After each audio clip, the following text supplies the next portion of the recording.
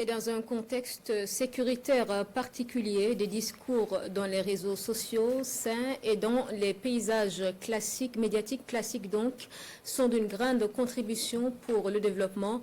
Le Conseil supérieur de la communication a réuni activistes, leaders coutumiers et religieux, responsables de médias également, de 6 régions du Burkina pour partager les bonnes pratiques. Ces 8, 9 et 10 avril, les travaux posent la problématique de l'utilisation des réseaux sociaux dans un contexte socio-sécuritaire particulier. Nous en parlons avec Hassan Gebré et Bourana Dawende.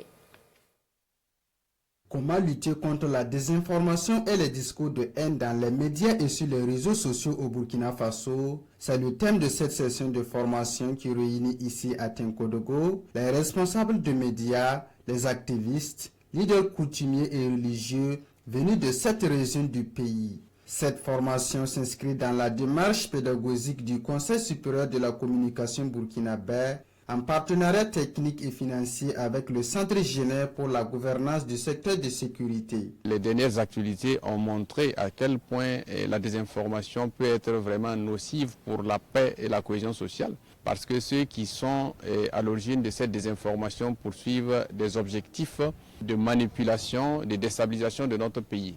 Voilà pourquoi il est bon que tous les acteurs, les internautes et les acteurs médiatiques qui, en tout cas, sont ceux-là même qui exercent les libertés dans l'espace civique, soient informés et soient sensibilisés à comment détecter la désinformation et comment s'en départir. Dans mon travail, je ferai une introduction pour camper la question de la désinformation au Burkina Faso, le discours de haine au Burkina Faso et proposer un certain nombre de pistes de solutions. Au regard du contenu de cette formation qui cadre avec le contexte actuel, les participants ont salué l'initiative de l'instance de régulation de la communication. Il est bon effectivement de savoir ce qu'il y a. Et dedans, bien entendu, quand vous parlez d'intox, quand vous parlez d'infox, bon, tous ces éléments-là, je sais que l'expert que je connais très bien va nous aider à comprendre davantage.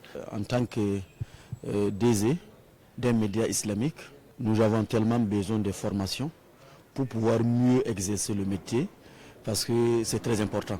Quand tu vas vraiment aider la population, surtout ta religion, tu devrais avoir beaucoup d'outils pour pouvoir mieux vraiment guider les gens. Le garant de la bonne information veut, à travers des sessions de sensibilisation, inciter les leaders médiatiques, coutumiers et religieux à s'engager sereinement dans la lutte contre la désinformation et les discours de haine dans les différentes plateformes de communication.